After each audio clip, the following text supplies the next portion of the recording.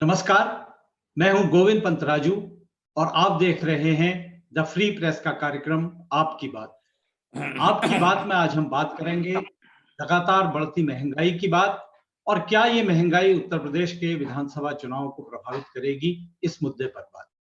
हम बात करेंगे कि आखिर जो केंद्र की सरकार इस वादे पर आई थी कि सरकार सत्ता में आने के बाद महंगाई कम होगी, लेकिन उसके बावजूद महंगाई लगातार बढ़ी है। और अगर हम उत्तर प्रदेश की बात करें तो उत्तर प्रदेश में भी वजहें चाहे कोई भी रही हैं, लेकिन महंगाई लगातार बढ़ी है और आम आदमी को बहुत तकलीफों का सामना करना पड़ रहा है। इस मुद्दे पर बातचीत करने के लिए हमारे साथ मौजूद हैं वरिष्ठ पत्रकार शरद प्रधान, वरिष्ठ पत्रकार अतुल चंद्रा, वरिष्ठ पत्रकार विजय शुक्ला और उत्तर प्रदेश के मामलों में एक विशेषज्ञ अर्थशास्त्री और नीति निर्माता एक तरह से जिनको हम जानते हैं, प्रोफेसर अरविंद मोहन।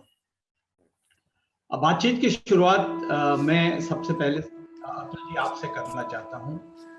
लगातार महंगाई बढ़ रही है और वजहें उसकी चाहे कुछ भी हो, लेकिन पेट्रोल के दाम तो लगातार बढ़ते रहे। राज्य सरकार ने हाल ही में अपने हिस्से से कुछ करों में कटौती करके कुछ दाम कम करने की कोशिश तो की है, लेकिन उसकी वजह से जो ट्रांसपोर्ट है वो महंगा हुआ है और ट्रांसपोर्ट महंगा होने से तमाम तरह के भाड़े बढ़ गए हैं और उसकी वजह से जो ऐसे उत्पाद जिन पर सीधा असर अभी तक नहीं दिखाई दे रहा था, जैसे वो कपड़ा हो या दूसरी तरह की चीजें हैं, उनके भी दाम लगातार बढ़ रहे हैं। आप क्या मानते हैं, ये है, इसकी वजहें क्या हैं और क्या उत्तर प्रदेश की जो सत्ता है, उत्तर प्रदेश का जो सत्ताधारी दल है, उत्तर प्रदेश की जो सरकार है, वो इसको नियंत्रित कर पाने में किसी तरह से सफल आपको दिख रही है?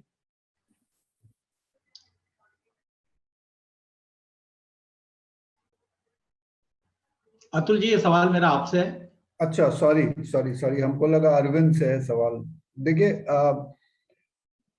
दो चीजें हैं। एक तो ये कि महंगाई आप देखिए तो बहुत, जो बाकी दल हैं वो भी उसको इश्यू नहीं बना रहे हैं, वो माइनर इश्यू ही है। कस्टोडियल डेथ एक इशू बन गया जो हुआ इंसिडेंट, या बीजेपी की जो और एक्टिविटीज हैं उसको टारगेट किया जा रहा है। महंगाई इशू न बनने का एक कारण ये भी है कि यूपी की पॉलिटिक्स कास्ट बेस्ड पॉलिटिक्स है। वो भोपाल में एक प्राइवेट रेलवे स्टेशन एक ट्राइबल लीडर के नाम पर हो गया, सुहेल देव के ऊपर बहुत जोर है, बिरसा मुंडा को आज याद किया गया उनकी जयंती पर। और दूसरी बात यह है कि जो सेंट्रल की स्कीम्स हैं, डायरेक्ट मनी ट्रांसफर और फ्री राशन गरीबों के लिए, हमारे आपके वोट से उनको फर्क नहीं पड़ेगा। वो जो वोटिंग क्लास है वो ज्यादा मैटर करेगा और उसका एक बड़ा चंक जो है, जो बहुतायत में लोग होंगे हमारे ख्याल से, जो बीजेपी के इस पॉलिसी से, मुफ्त राशन, आसानी से घर, इससे वो बड़े खुश होंगे। अब इसमें कितना मिला कितना नहीं मिला, जैसे अखिलेश यादव कह रहे हैं कि सब नहीं हुआ है पूरा जमीन पर सच, ये वाली वादे उनके, तो उसकी बात रहने दीजिए। लेकिन अगर आप वैसे बात करेंगे तो काफी लोग इस बात से ही खुश हैं कि उनको ये चीजें मुहैया कराई जा रही हैं बिना पैसे लिए, और जिसको पैसे की जरूरत है वो डायरेक्ट बैंक ट्रांसफर हो रहा है। तो बीच में कहीं कोई आदमी आ नहीं रहा, अनलेस बैंक का जो कोई अफसर होगा या बाबू होगा वो ले रहा हो कोई अपना कमीशन, दैट अपार्ट।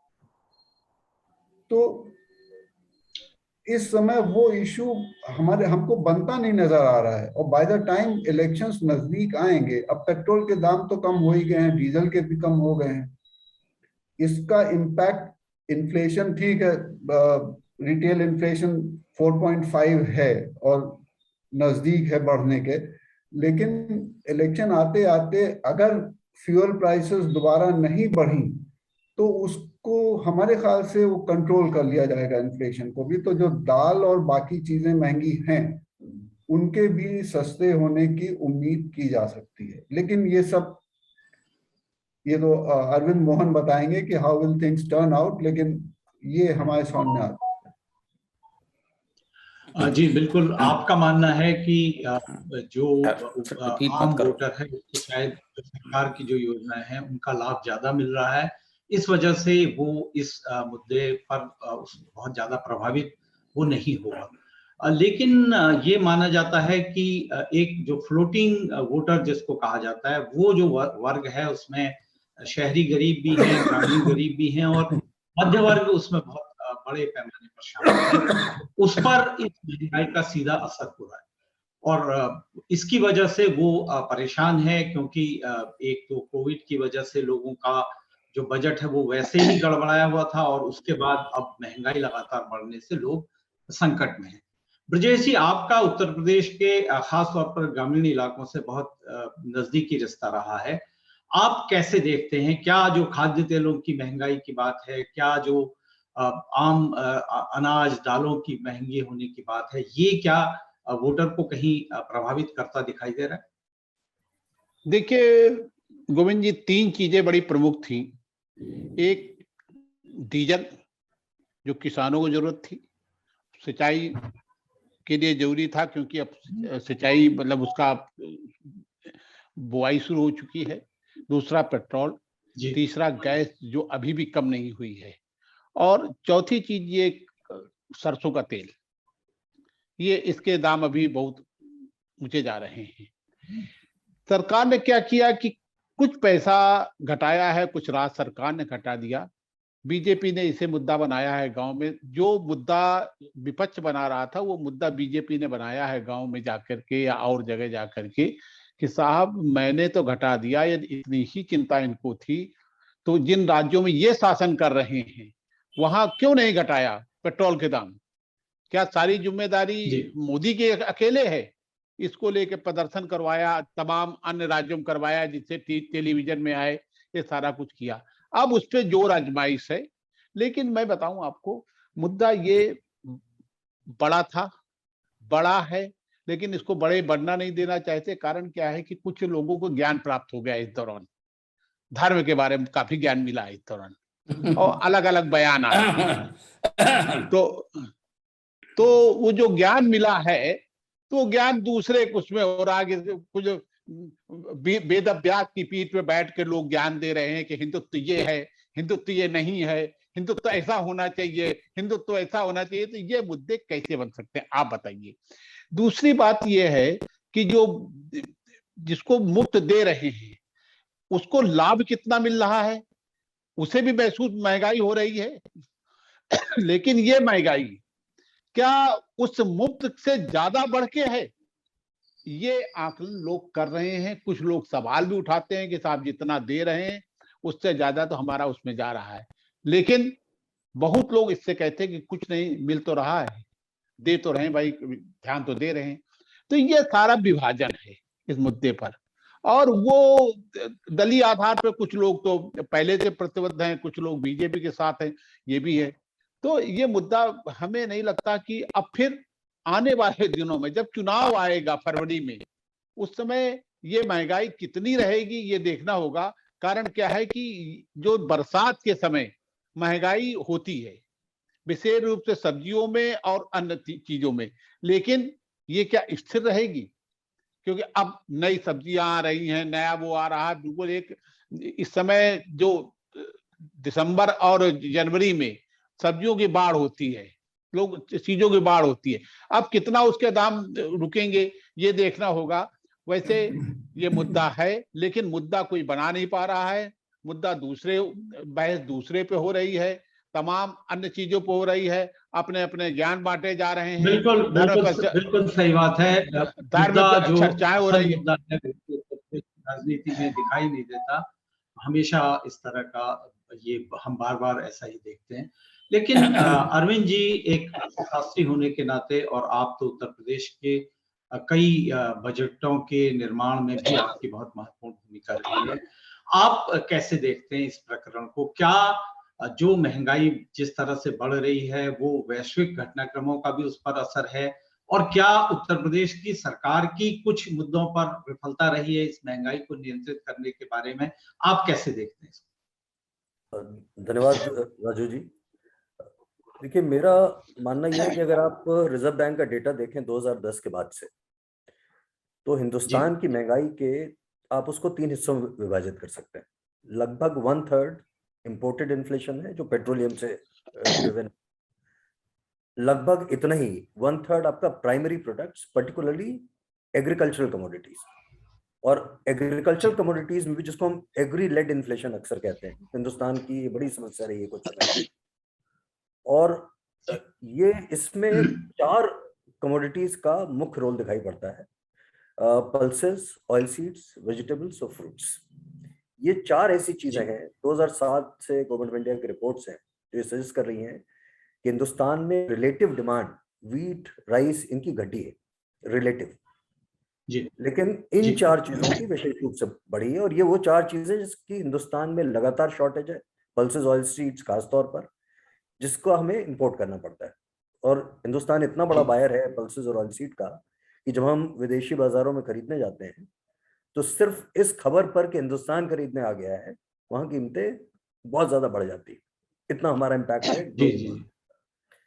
और ये 2 जो घटक हैं, एग्री लेड इन्फ्लेशन और इंपोर्टेड इन्फ्लेशन, ये दोनों मिलकर के हिंदुस्तान के इन्फ्लेशन को पिछले कम से कम 10 साल से ये मुख्य कारण दिखाई पड़ रहा है, जिसका आज हमारे पास एस्टैब्लिश डेटा है।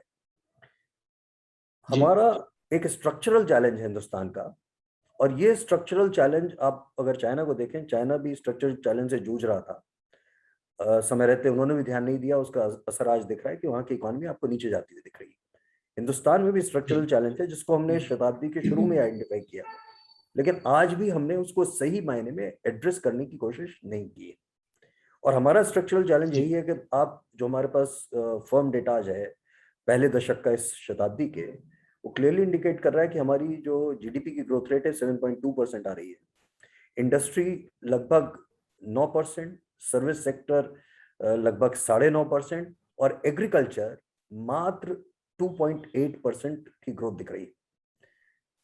जब आपकी अर्थव्यवस्था डबल होती है, 2003 से 10 के बीच में हमारी अर्थव्यवस्था जीडीपी डबल हो गया, लगभग इधर भी हम ग्रो किए हैं सिग्निफिकेंटली।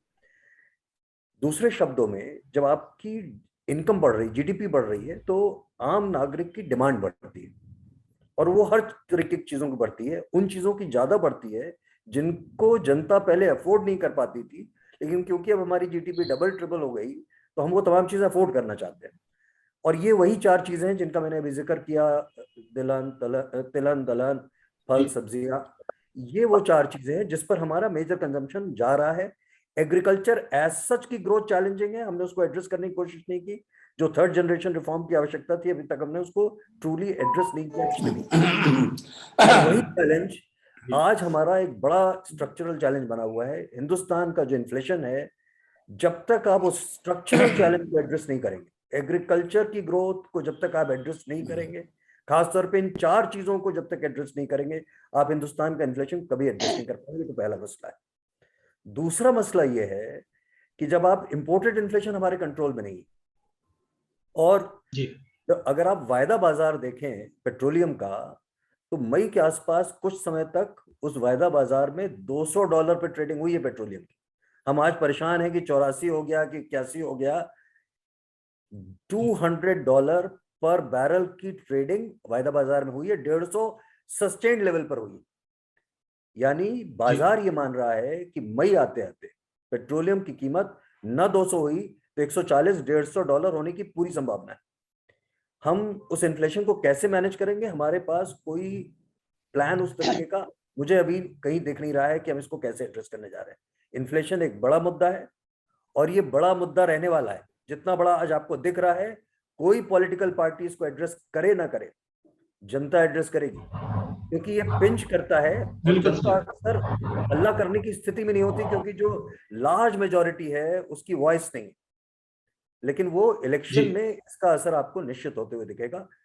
इन्फ्लेशन एक बड़ा मुद्दा है और सरकारों के पास आज की तारीख में कोई टूल नहीं है उसको एड्रेस करने का। हमने एक्चुअली उसको एड्रेस करने की कोशिश ही नहीं और हम आज इक्विप्ड नहीं है कि इतने शॉर्ट टर्म में उसको एड्रेस कर पाए।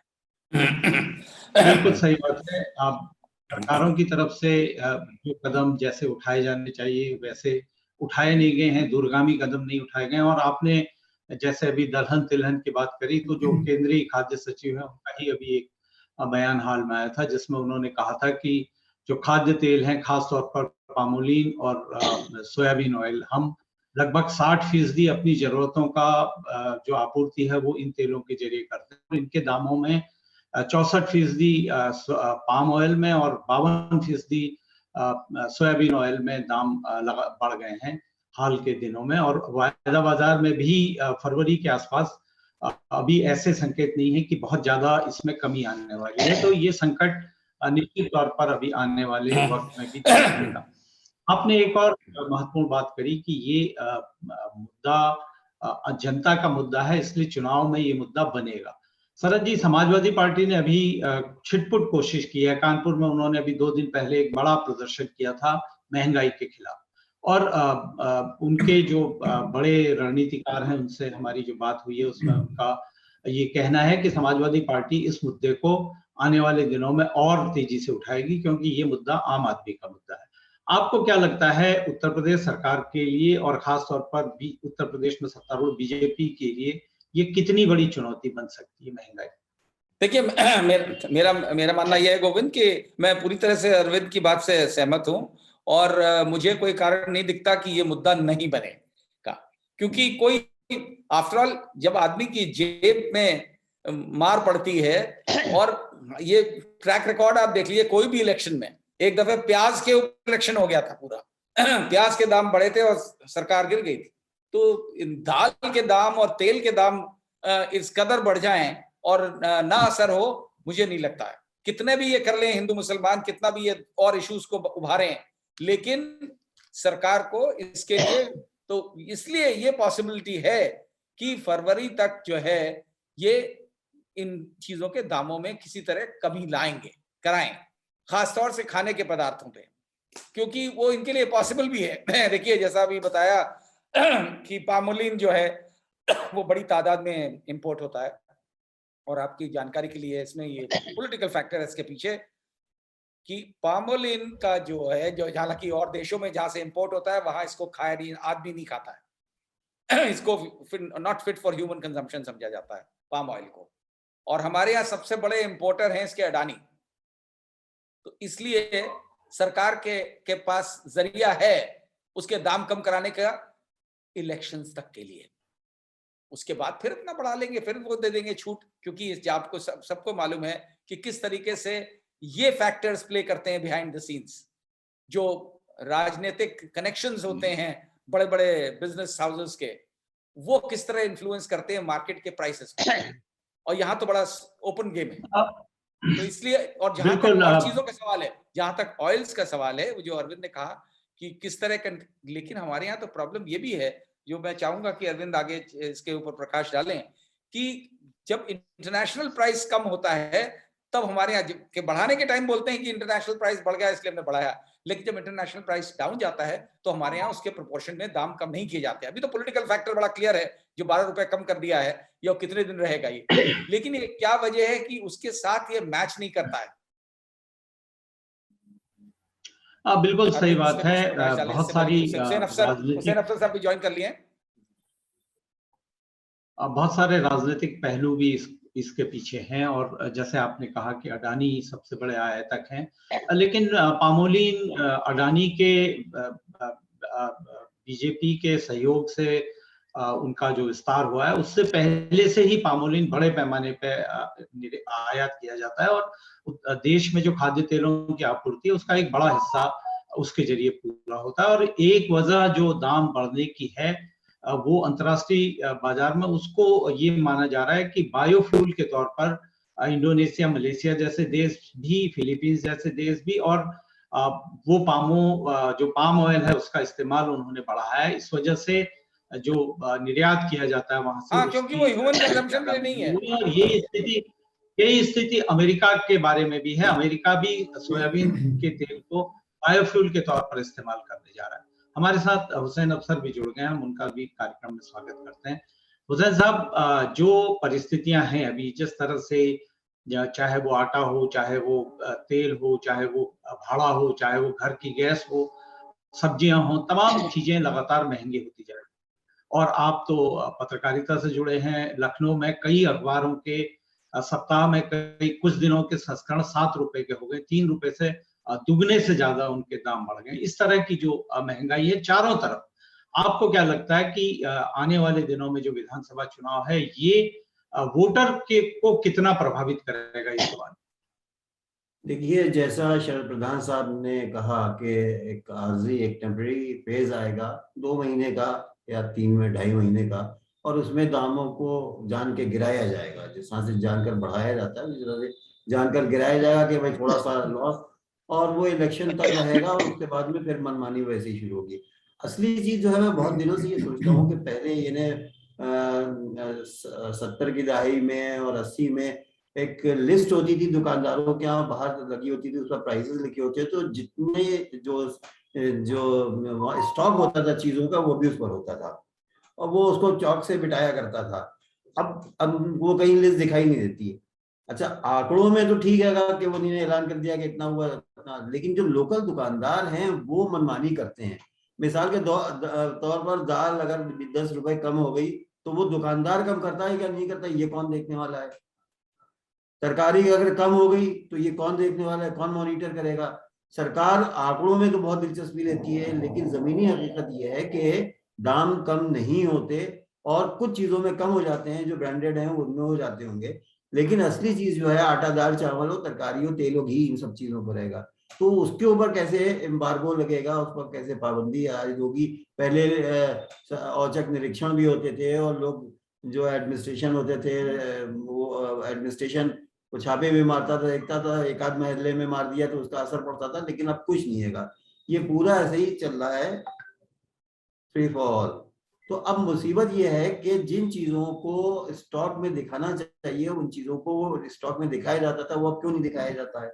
या तो ये सिस्टम बदला जाए, या इसके पीछे क्या है, ये अरविंद साहब बताएंगे कि ये क्यों नहीं ऐसा होता कि हमें मालूम हो, महल्ले वालों को मालूम हो कि जो चीज है इनके स्टॉक में वो कितनी है, क्या है, ताकि उसमें ये जो मिलावटें करते हैं और ये होर्डिंग्स करते हैं, उसका किसी सूरत से डर एक पैदा हो जाए उनमें। वो आदत तो नहीं छोड़ेंगे दुकानदार, लेकिन उनमें एक डर पैदा होना चाहिए। बिल्कुल। किसी भी तरह से जो खुदरा व्यापारी हैं उन पर भी किसी तरह का नियंत्रण हो। और जहां तक आपने जो मूल्य सूची की बात की, वो तो सरकार ने वो कानूनी वो जो आवश्यक वस्तु अधिनियम था उसको खत्म कर दिया, इसलिए न जो स्टॉक लिमिट है उस पर किसी तरह का नियंत्रण है, और न वो जो मूल्य सूची है उसको दर्शाने की जरूरत है। सरकार ने रास्ता वो तो पहले ही खुला छोड़ दिया है। लेकिन जिस तरह से अतुल जी यहाँ पर बातचीत में एक बात सामने आई है कि सरकार चुनाव से पहले लोगों को अपने पक्ष में करने के लिए कुछ चीजों के दाम कम कर सकती है। दूसरी तरफ अभी हमने ये भी देखा है कि जितने भी राजनीतिक दल हैं वो अपनी अपनी तरफ से, मतलब लूट उनकी तरफ से मची है कि वो जनता को बता रहे हैं हम आएंगे तो हम ये मुफ्त कर देंगे, हम आएंगे तो हम ये मुफ्त कर देंगे। आपको क्या लगता है कि ये जो अव्यावहारिक किस्म की राजनीतिक वादे हैं और जो वास्तविक जनता को महंगाई से जो सामना करना पड़ रहा है, उसके बीच का जो अंतर्विरोध है उसे कैसे खत्म किया जा सकता है? देखिए, जो राजनीतिक वादे होते हैं वो शॉर्ट टर्म के लिए इलेक्शन से पहले होते हैं। जैसे अरविंद ने कहा कि मई जून तक पेट्रोल के दाम और बढ़ेंगे, इसकी पूरी संभावना है, जो हमें अरविंद की बात से समझ में आया। अब अगर ये चुनाव तक ऑयल्स, एडिबल ऑयल और दलहन दालों के दाम कम कर लेते हैं, तो फिर ये इशू कहाँ रहेगा? कम से कम वोट डालने के समय तो ये इशू नहीं रहेगा ना। फिर तो ये होगा कि हमने दाम कम कर दिए। अब ये जो काउंटर आर्गुमेंट लेकर बीजेपी आ रही है कि कांग्रेस रूल स्टेट्स में नहीं हुआ है, तो पंजाब ने अब तक का हाईएस्ट रिडक्शन किया है ऑयल प्राइसेस में, राजस्थान ने किया है।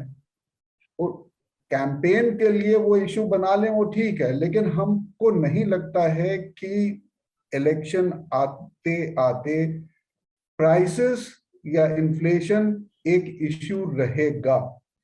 हम ब्रजेश जी से सहमत हैं कि आप देखिए तो पूरा अटेम्प्ट जो है वो कम्युनलाइज करने का है इलेक्शन को। चाहे वो अब आज सलमान खुर्शीद के घर में आग लगाने की कोशिश की गई, हिंदुत्व वाला इशू था, जिन्ना वाला इशू अलग चल रहा है। तो जो कोर इश्यूज हैं जिससे जनता दुखी रहती है हमेशा, और जो रेस किए जाते हैं हर इलेक्शन में, कीमतें, बिजली, सड़क, पानी, ये सब, तो ये इस इलेक्शन में फिलहाल नहीं रेस किए जा रहे हैं। और उसका रीजन यही है कि हम लोग की सोसाइटी और माइंड्स इतना पोलराइज हो गए हैं कि ज्यादा बड़ा फैक्टर होगा धर्म का, उसके बाद कास्ट का। बिल्कुल सही बात है। जो असल मुद्दे हैं वो कहीं पीछे हैं, और महंगाई राजनीतिक तौर पर मुद्दा नहीं बन रहा है, लेकिन सरकार इस चीज को समझ रही है, क्योंकि जब पिछले मई जून में इस तरह की चर्चाएं थी कि जो खाद है, यूरिया और डीपीए वीपीए, इनके दाम 50 किलो की बोरी के पीछे 500 से 700 रुपए तक बढ़ाए जाएंगे, इस तरह के बढ़ाए जा रहे हैं, तो इफ्को को बयान जारी करना पड़ा था कि नहीं, जो पुराने दाम हैं उसी पर किसानों को खाद मिलेगी, इस तरह से दाम नहीं बढ़ाए जा रहे हैं, क्योंकि एक अचानक सरकार के खिलाफ माहौल बनने लगा था। किसान आंदोलन भी कई हिस्सों में जो कीमतों का सवाल है, महंगाई का सवाल है, बिजली की कीमतों को, डीजल की कीमतों को, इनको लेकर सरकार को लक्ष्य बना रहा है, लेकिन फिर भी कहीं वो मुद्दा मुख्य मुद्दा नहीं बन पा रहा है। ब्रजेश जी, आपको क्या लगता है कि गांव में कहीं इस महंगाई की वजह से चुनाव पर किसी भी तरह का कोई असर दिखाई देगा? देखिए, असर पड़ सकता है, लेकिन सारी बातें साफ साफ की जानी चाहिए। सारा मुद्दा किसानों पर आ जाता है। गेहूं, आप गांव चले जाइए, गेहूं बहुत कम कीमत में, उनको उचित मूल्य नहीं किसानों को मिल रहा है। चावल का, धान का उचित मूल्य नहीं मिल रहा है, इसका कोई मुद्दा नहीं है। किसान के अन्न उत्पाद का कोई उचित मूल्य नहीं मिल रहा है, ये कोई मुद्दा नहीं है। चने का कीमत 4,500-5 हजार में टिकी हुई है, उसको उचित मूल्य नहीं मिल रहा है। सरसों, इस बार ये हालत है कि कोई ऐसा किसान नहीं है, आप गांव में जाके देखें तब पता चलेगा, कोई ऐसा किसान नहीं है जिसने सरसों ना बोई हो। रिकॉर्ड उत्पादन हुआ था। यदि सारा कुछ ठीक रहा तो सब कुछ परिदृश्य बदल जाएगा, क्योंकि हर आदमी ने, चूंकि इसकी कीमत 8400 हो गई है, 8600 हो गई है कुंटल। जो सरसों 4200 में मिलती थी, वो 8600 में बिकी जाती। तो समस्या ये है, अब चूंकि किसान की उत्पाद है तो हम उस पर तमाम सवाल उठाते हैं। पेट्रोल पर सवाल उठा रहे हैं, डीजल पर हम सवाल उठा रहे हैं, लेकिन किसान, वो तो पैदावार जमीन से हो रही है। किसान भी तो झेल रहा है जिसकी पैदावार कम होती है। प्याज से बर्बाद होता है तो किसान भी तो झेलता है। तो जब 40 रुपया होता है तब हम उस पर एक अभियान चलाते हैं कि साहब 40 हो गया, उस किसान बर्बाद हो गया, आपको 40 रुपए लगे। सारे मुद्दे, आखिर बाजार में इतनी महंगाई है, आखिर किसान के प्रोडक्ट ही क्यों मुद्दे बनते हैं? इस पर भी तो विचार होना चाहिए। बिल्कुल, वो मुद्दे, संगठन है किसानों का, किसान आंदोलन कर रहे हैं, किसान उन मुद्दों को मुद्दा बना रहे हैं, लेकिन जो जरूरी मुद्दे हैं कि अगर जो उत्पाद उनका है, जो उन्होंने चीजें पैदा की हैं, उसका सही मूल्य मिले, इस पर आवाज।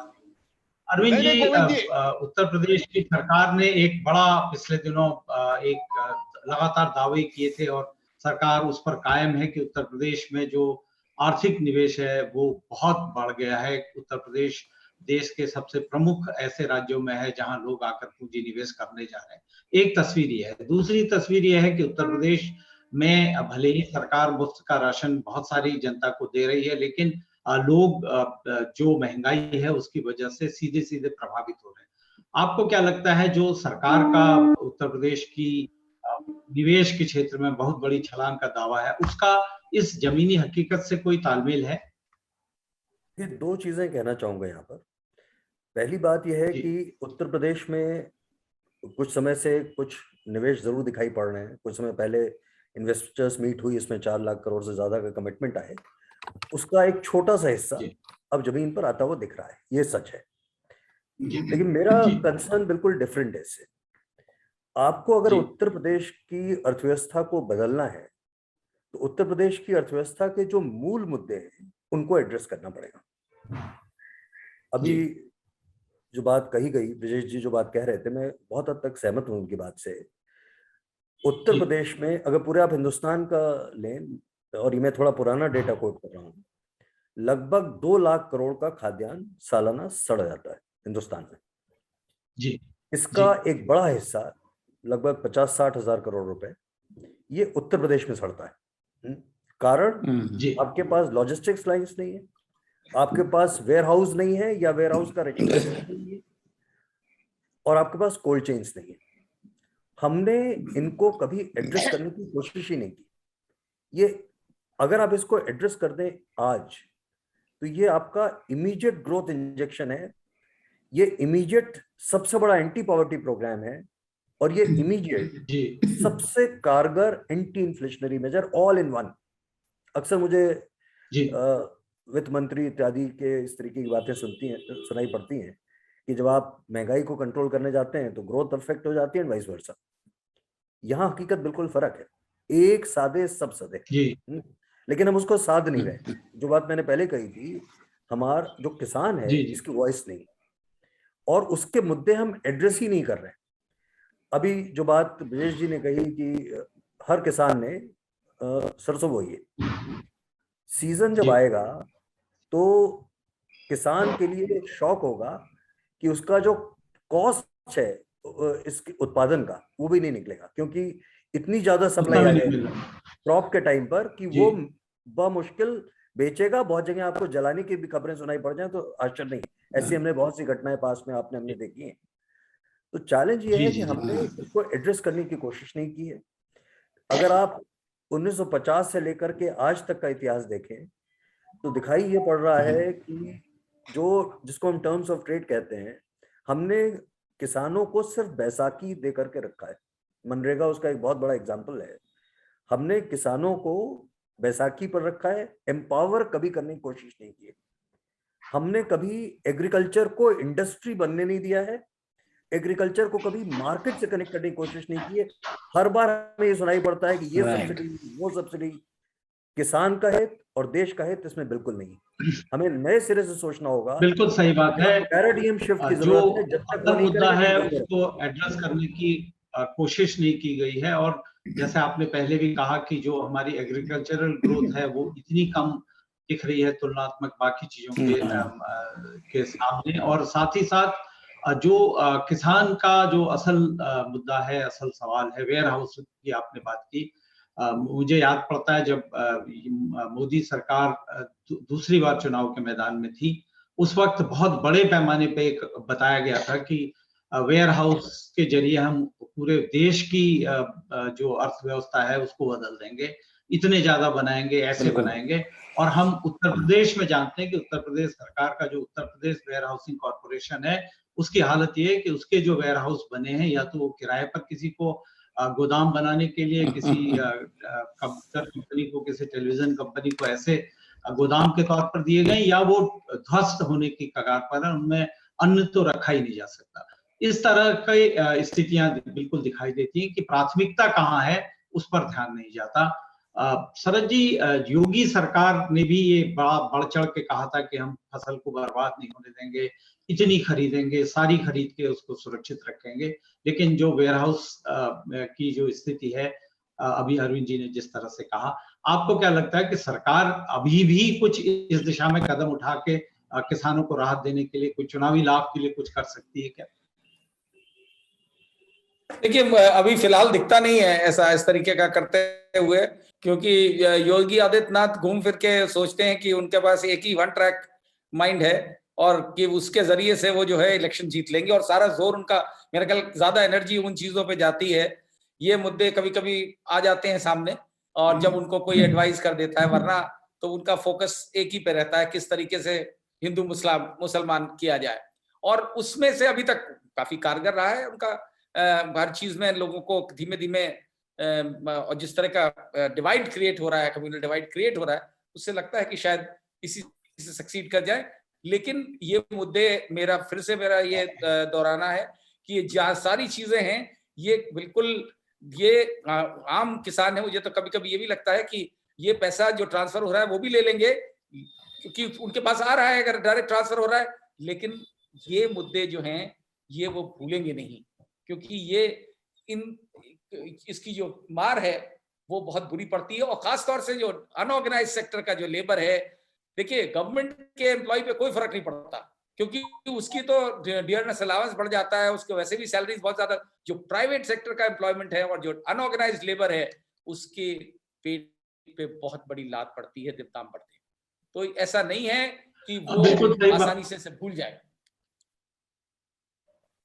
बिल्कुल सही बात है। जो महंगाई है उसकी मार सब पर पड़ती है। आपने कहा सरकारी कर्मचारी उससे बचे रहते हैं, लेकिन मार तो उन पर भी पड़ती है, बजट उनका भी गड़बड़ाता है। और अगर स्थितियां ऐसी रहती, अगर सरकार कुछ ऐसे प्रयास नहीं करती कि आने वाले दिनों में महंगाई कुछ कम हो, और अगर महंगाई इसी तरह से बढ़ती रही, तो मेरा कम से कम ये निश्चित मानना है कि ये चुनाव में एक बहुत बड़ा मुद्दा बनेगा। लोग, राजनीतिक दल इसको उठाने में भले ही संकोच करें, लेकिन आम आदमी जो इसका पीड़ित पक्ष है, जो प्रभावित पक्ष है, वो इसको अपनी कौन सी सरकार आने वाले दिनों में बनेगी, इसके लिए अपनी पसंद नापसंद का एक बड़ा जरिया बनाएगा। इसी बात के साथ हम आज आपकी बात को यहीं पर समाप्त करते हैं। आप सबका आभार इस कार्यक्रम में शामिल होने के लिए। हम अपने दर्शकों का आह्वान करते हैं, उनसे अपील करते हैं कि वो हमारे कार्यक्रम को सब्सक्राइब करें, लाइक करें, शेयर करें, और अपनी टिप्पणियों से, अपने विचारों से, अपने सुझावों से हमको अवगत कराते रहें, ताकि द फ्री प्रेस के जरिए एक स्वतंत्र और निष्पक्ष पत्रकारिता को आगे बढ़ाने का जो प्रयास हम कर रहे हैं, आप उस प्रयास के हिस्सेदार बन सकें और ये प्रयास अपने मुकाम तक पहुंचे, अपने लक्ष्य तक पहुंचे। आप सबका आभार, धन्यवाद, नमस्कार। धन्यवाद जी।